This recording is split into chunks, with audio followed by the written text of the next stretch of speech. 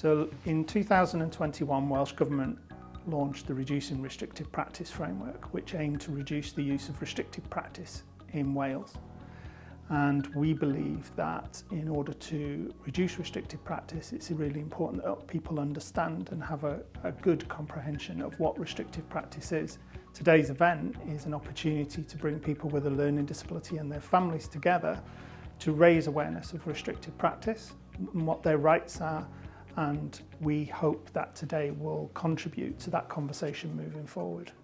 I'm really enjoying today's event. It's nice to see lots of people here and get to meet new faces, and it's interesting to learn about reducing restrictive practices, because it's a very important thing for a person with a learning disability and other disabilities and mental health problems also, and dementia and other aspects of life, to be able to live safely and calmly in society.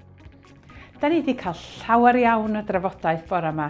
Mae'n frwdfrydig iawn clywed pobl yn rhannu eu profiadau, yn rhannu eu gofidion, ond eto rhannu sut mae datrys hyn. A dwi'n meddwl na dyna beth dwi'n dod i ffwrdd ohono fo, ydy bod pobl eisiau gwneud gwahaniaeth. Maen nhw eisiau gweld bod ni'n defnyddio arferion cyfyngol cyn lleiad a sy'n bosib mwyn cael ansawdd bywyd gorau i'r person.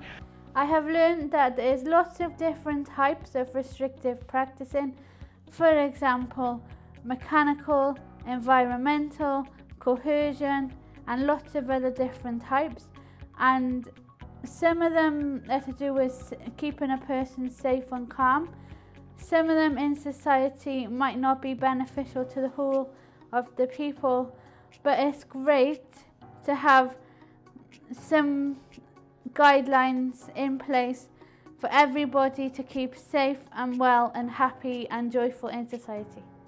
Yeah, everybody go to all the other events to learn about restrictive practices and reducing restrictive practices, because it's going to be interesting for the future, and put it into practice. But also don't just listen to what you're hearing, put it into practice